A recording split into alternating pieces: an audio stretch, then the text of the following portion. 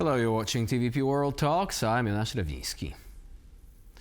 The U.S. military action against Venezuelan dictator Nicolas Maduro has led to mixed reactions from Europe, with relief at the toppling of an illegitimate tyrant sitting uneasily with concerns over rule-based international order.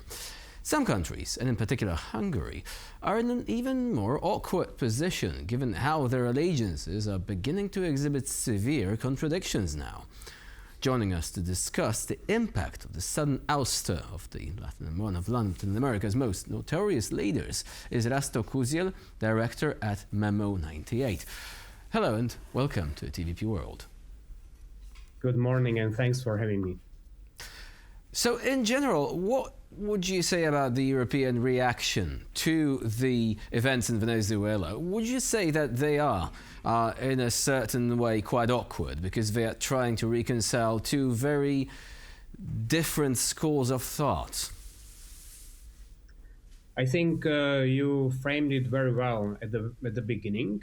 I do believe that the EU is indeed walking a very thin line as an institution. I think it does not want to anger Donald Trump with some kind of rapid, hard condemnation, but at the same time, the EU cannot ignore a clear challenge to this international legal order, which the US has helped to build after the Second World War.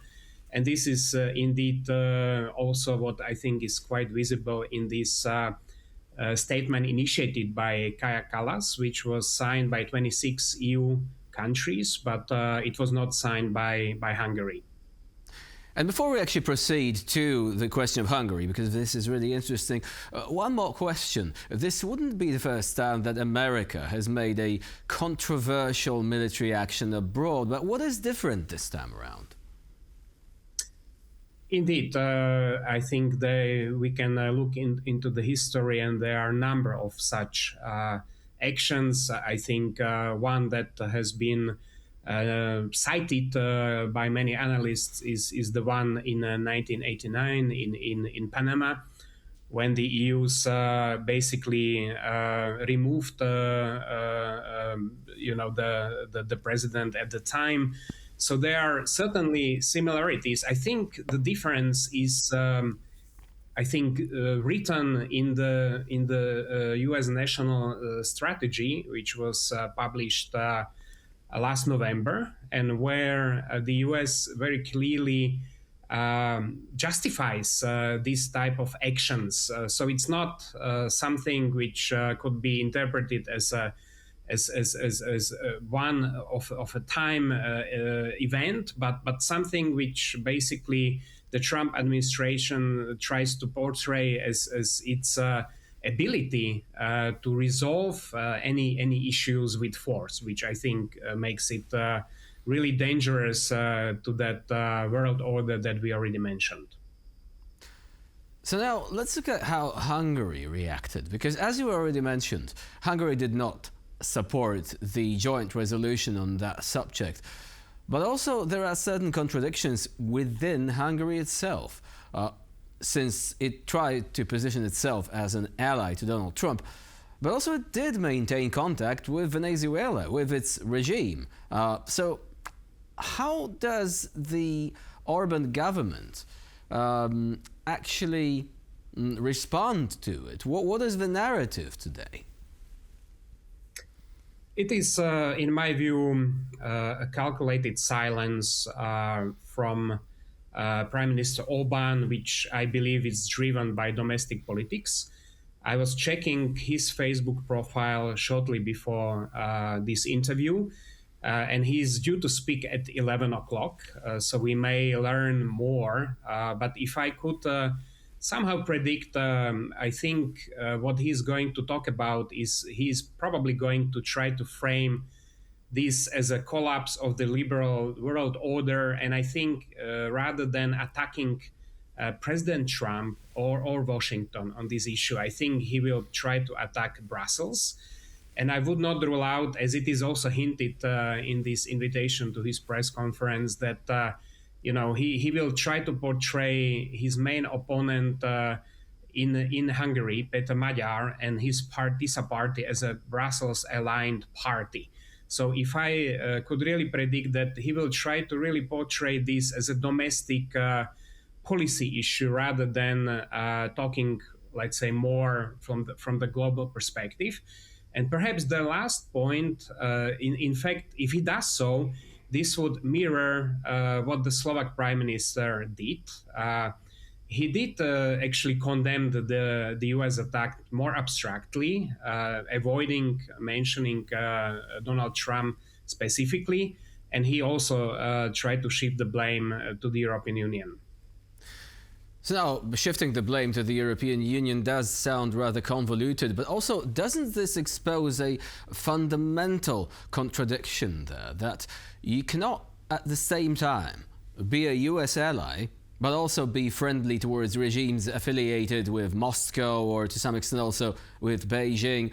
This simply doesn't go together. It's impossible to reconcile these differences. Do you think that this might be a very big problem for Hungarian foreign policy in general, since now these rifts are becoming more and more apparent? They were always there. It's just it seemed like they were not really that readily apparent for at least a while because of other issues.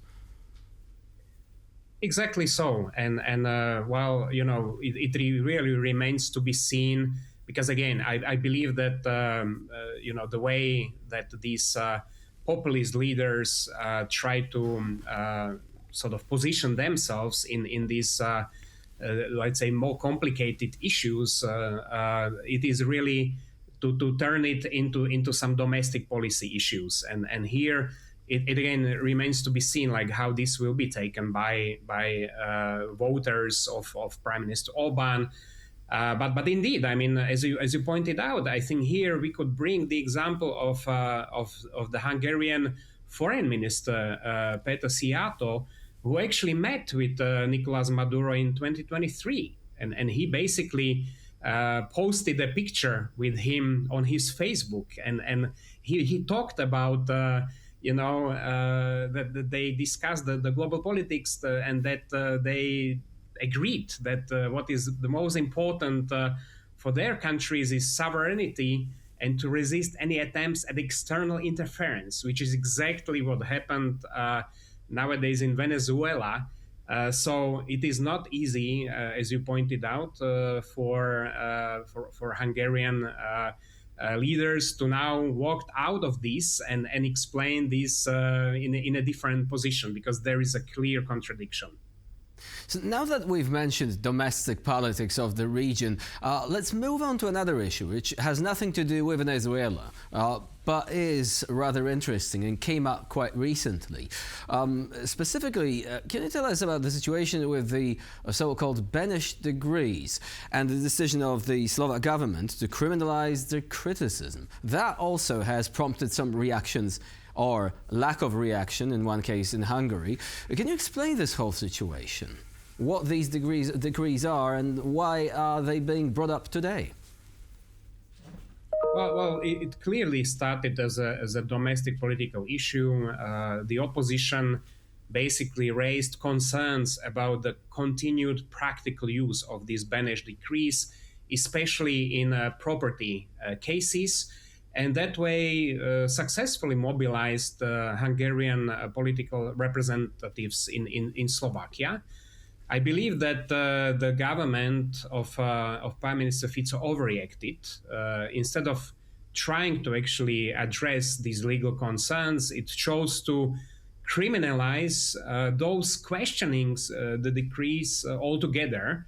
So shifting the debate from the law and history to freedom of speech issues, which I think really invited this sort of reaction from the Hungarian politicians in Slovakia, who basically the representative, the leader of the Alliance Party, actually joined the opposition protests against the government. So I think you know, here it is another example of these cracks in the system, because we know that on global position, both Orbán and Fico are allies. But here, Orbán does not really comment on this issue because he doesn't want to basically somehow invite possibility of differences, between Bratislava and Budapest at this stage. I would assume that if Peter Magyar was in power, I think the position probably could be more louder or more confrontational if it were to discussion on this. Rasťo Kužel was a guest today here on TVP World. Thank you very much for joining us and for sharing your insight. Thank you very much for the invitation. And I'm Beneš. You're watching TVP World. Please do stay with us.